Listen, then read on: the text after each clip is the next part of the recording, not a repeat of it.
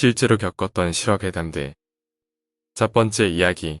옆집은 무당집이고 내 방은 귀신이 다니는 길이었다. 전에 살던 우리 집이 내 친구가 예전에 살던 집이었던 거야.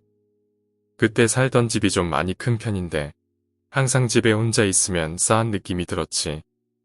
집이 커서 싸한 게 아닌 그냥 싸늘한 느낌이었어. 동생 방 같은 경우는 우리가 석빙고라고 말할 정도였지. 동생 방은 겨울에는 들어가기가 무서울 정도로 냉기가 흘렀고 이상한 게 보일러는 분명히 돌아가서 방바닥은 뜨겁다 못해 지글지글 끓어올랐는데 이상하게 동생 방의 구석부터는 습기 찬 듯한 느낌이 들면서 싸늘했어. 내가 어릴 때 시골 초가집에서 컸는데 방 안에 고드름이 열리는 걸 처음 봤었지. 그때 난 귀신도 잘 보고 가위도 잘 눌렸단 말이지. 근데 유달리 그 집에서 이상한 소리를 그렇게 잘 들었어. 우리 집이 제일 위층 주인집이라서 옥상도 우리가 써서 당연히 아무도 올라오지 않아. 게다가 빌라에 애들도 없는데 있는 애라곤 잘 걷지도 못하는 여자애 하나 같아였고 새벽 2시쯤에 누가 옥상에서 누군가 뛰어놀 일은 전혀 없잖아. 근데 자다가 잠이 딱 깨는 거야. 그럼 뭐가 보이는 게 아니고 옥상에서 누가 쿵쿵거리며 뛰어다녔지. 그 소리가 발소리치고는 너무 괴기스러웠던 게 나중에 가면 점점 그 소리가 빨라지다가 이상한 소리로 변했어. 한 번은 여름에 방충망만 쳐놓고 창문을 다 열어놓고 시험 공부를 하는데 밖에서 누가 내려와 내려와 이러는 소리가 들리는 것 같은 거야. 무의식 중에 저 소리를 들었는데 누가 친구를 부르나 보다가 아니고 소름이 쫙 끼치면서 저 목소리가 날 부른다는 생각이 드는 거야. 소리는 창밖에서 나니까 창밖을 쓱 바라봤는데 아무것도 없는 거였지. 그래서 안도하고 내가 잘못 들었나 보다 하고 있는데 내가 보고 있는 허공에서 또 그 말소리가 들려왔어. 근데 그 허공 밑에선 소리가 날 수가 없는 게 그 바로 아래에는 한옥식의 집이 하나 있었는데 거기가 아는 집사님 댁이었지. 그 집은 애기들이 완전 아기라서 그 시간에 깨 있을 집도 아니었어. 더군다나 다음날 여쭤보니까 그 시간에 잤다고 하셨고 말소리가 나면 어디에서 얘기하나 보다 하고 소리를 듣고 판단할 수 있잖아. 근데 정말로 허공에서 터지는 소리였어. 그 목소리가 나를 부르는 기분이 드는데 그때 바로 방 밖으로 나가서 엄마 옆에 붙었어. 근데 자꾸 희미하게 들리는 거야.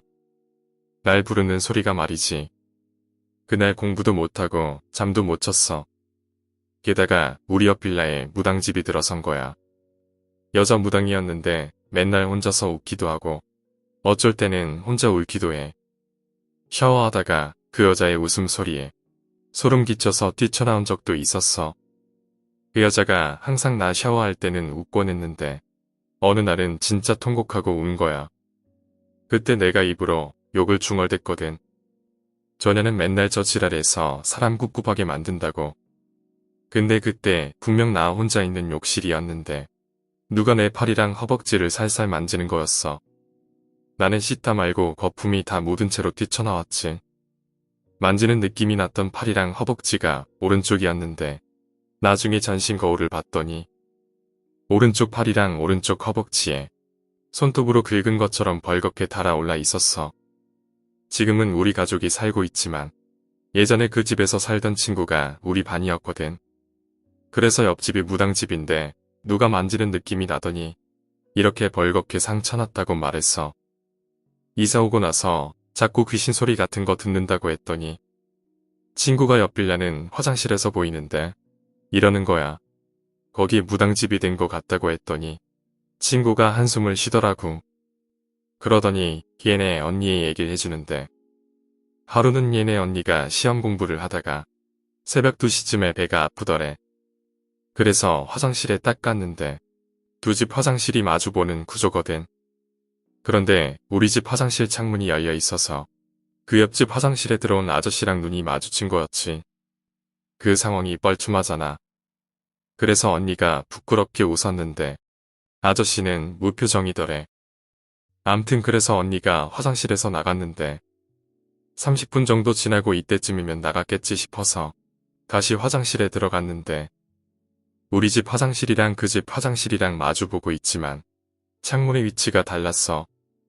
그래서 우리 집 화장실 창문에 딱 달라붙어서 보고 있으면 그 집 창문도 보이고 그 안도 살짝 보이지만 문을 딱 열자마자는 창문이 열려 있어도 보이는 건 빨간 벽돌 뿐이거든.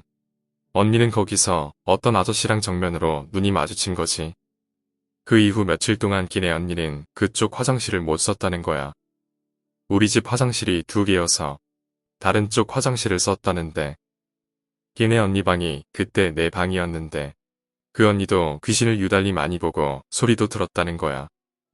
그때 우리 학교에 약간 신기 있는 애가 있었는데 걔가 복도를 지나가는 나를 보고서 언니 방이 귀신길이에요 라고 말하는 거야.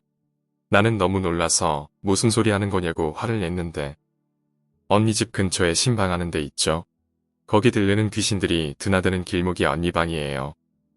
얘는 우리 집에 온 적도 없고 우리 집 근처에서 마주친 적도 없는데 걔가 완전 얼어있는 나한테 인사하고 가면서 내 오른쪽 어깨랑 등허리깨를 툭툭 치고 갔지.